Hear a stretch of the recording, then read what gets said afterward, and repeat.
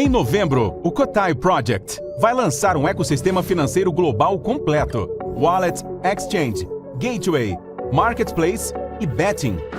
Tudo 100% em cripto, sem censura, sem limites, preservando o anonimato e a verdadeira descentralização. Vamos levar liberdade financeira e geográfica para milhões de pessoas. Prepare-se, novembro é o início de uma nova era. Kotai, o próximo nível da revolução cripto. Ô Rony, fala pra gente agora sobre... Eu ia perguntar sobre essa questão. Você acha que, tipo, algum evento, tipo uma guerra... Porque os nazistas, eles tinham um lado ocultista, né? Eles tinham um lado... O que é bem interessante, né? De acreditar, por exemplo, em... Esse foi o maior... Em uma espiritualidade superior, que eles eram descendentes desses primeiros guerreiros e etc.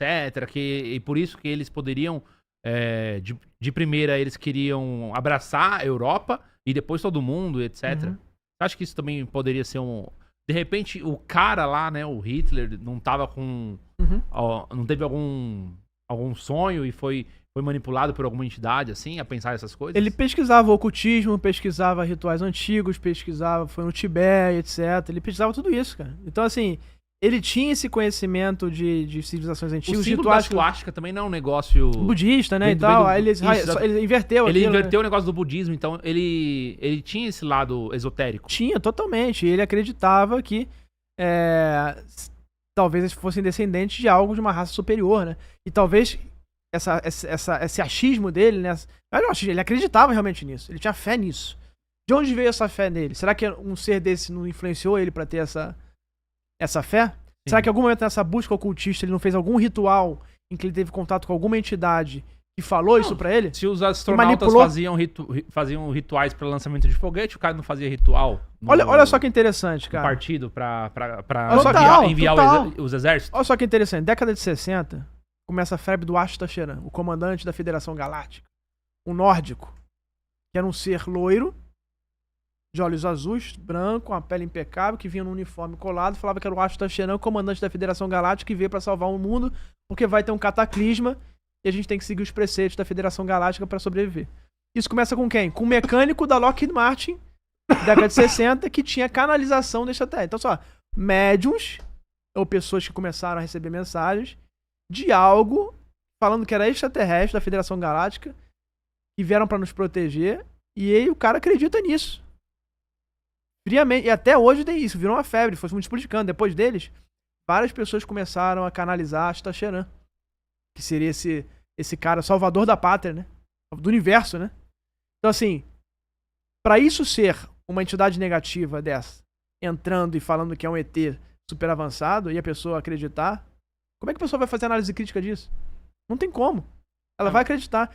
E pra esse cara virar uma nova religião, uma nova seita de manipulação e desviar a gente. Porque a partir desse momento que esse cara fala que é o Salvador e que só ele pode proteger, ele pode te influenciar no segundo momento pra fazer o que você vai fazer, o que ele vai obedecer. Você entrega pra ele a direção da tua vida. Exatamente.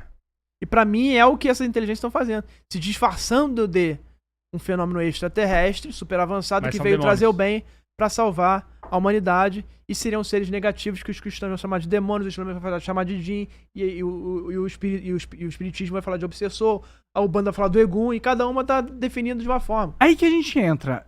Tipo, pra nós, seria legal ter robôs que fazem o nosso trabalho.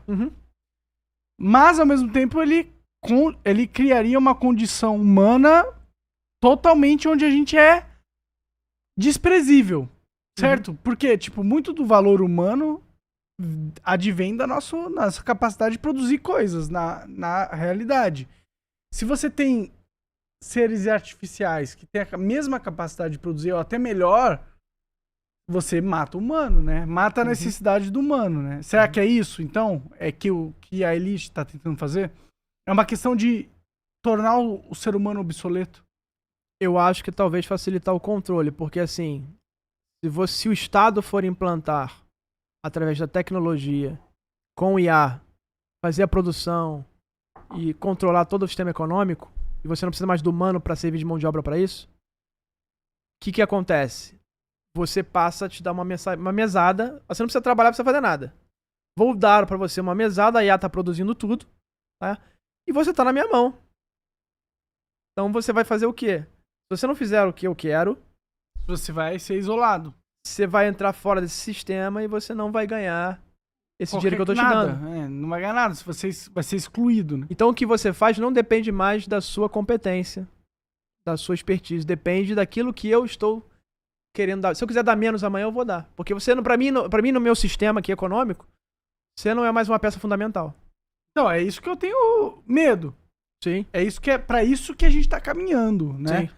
E eu acho que as elites vão usar esse fenômeno do tipo, o material ser mais produtivo do que o imaterial, que somos nós, digamos assim. Eu tenho medo que seja o fim da humanidade, cara. Eu tô pensando aqui no negócio que a gente tava comentando, estudando esses fenômenos políticos, tanto o comunismo quanto o nazismo e outras formas também, porque são reflexos daquilo que eles chamam de milenarismo político. Como? Milenarismo. Isso, milenarismo. Ou seja, a conclusão de uma estrutura milenar política exatamente. que se desenvolveu a aquilo que o Hitler queria fazer o Terceiro Reich, que seria a primeira república, depois você teve a segunda, né? E o terceiro seria o governo dele, que seria um governo de 1000 anos. E esse governo de 1000 anos de glória e tudo mais. Isso era a temática. Isso, exatamente. Essa é a parte esotérica do discurso dele e tal. E tudo isso, dentro do aspecto, também tem a ver com o comunismo, né? Porque o comunismo promete o paraíso na Terra, não é verdade? Sim, esse é o objetivo. Aqui a gente vai acabar com todas as contradições, com todas as Nós vamos pobrezas. criar o sistema perfeito. Exatamente, com todas as desigualdades e tal. E por quê? Pra isso ele vai fazer o paraíso na Terra, que é a mesma coisa que o nazismo queria fazer de outras formas. E esse milenarismo político, ele parte de uma inversão de você trazer o que você promete muitas vezes na religião no pós-vida, né? Você promete aqui agora. E você se torna o encarregado de fazer isso. Você, o iluminado, o líder, o Führer e assim vai. E o ponto é, isso daí, cara, uma pessoa só pode chegar num grau de loucura, de achar que ele é humanamente superior a todos os outros pra guiar Ele tem a o resposta, né? Pra guiar toda a humanidade. Ele não chega nessa conclusão sozinho. Entendeu? Ele tem que ser condicionado a um sistema. ele tem que receber essa informação de Uma influência, sou tá sendo eu. influenciado, né? Sou eu. E o Hitler tinha várias palavras que ele queria atrás da Arca da Aliança, de que ele queria atrás dos primórdios da raça ariana, entendeu? Que ele queria resgatar esse passado. Bom, é interessante. É interessante no sentido que a gente teve uma guerra mundial, onde o inimigo do mundo, certo? Que era Hitler, tava preocupado com o ocultismo, né? Isso é interessante de entender, né? No sentido que, tipo, a Segunda Guerra Mundial inteira, ela foi causada por ocultismo. Uma crença, né, ocultista, né? Não é? É bem Influenciada estranho. pelo ocultismo. É estranho isso, não é? E assim, se você pensar, se essas inteligências negativas estão querendo o nosso sofrimento, se alimentam disso, né? Porque pra mim o que tem mais valor seria o quê? A gente tá conversando, essa questão não material, né, pra elas. E se alimentar de uma guerra seria um sofrimento que alimentaria essas inteligências. Exatamente. E você ocasionar a guerra, você tá dando o quê? Mais alimentos em massa, em grandes quantidades, para essas a pior entidades. de todas da humanidade, né? Foi a Segunda Guerra Mundial. E talvez o sangue não seja o elemento mais importante para essas criaturas, e sim o sofrimento. É uma coisa muito mais abstrata.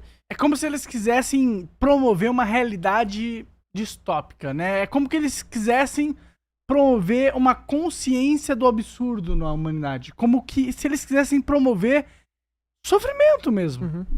No mundo inteiro. E você fica criando situações e influenciando as pessoas para criar esse alimento para essas entidades. Lá nos Estados Unidos, os OVNIs, cara, eles desativaram os mísseis nucleares e na União Soviética eles ativaram. Um contra o outro, sabe? Um pra culpar o outro. Então, assim, é como se fosse assim, olha, a União Soviética falando para os Estados Unidos, tá vendo, eu posso desativar o que eu quiser, por outro lado, os Estados Unidos vindo da União Soviética falando, tá vendo, se eu quiser eu ativo isso aqui e vai dar um problema. Mas não eram os dois países, era uma inteligência. Esse motivo, essa incidência, até geraram um acordo entre Estados Unidos e União Soviética na época.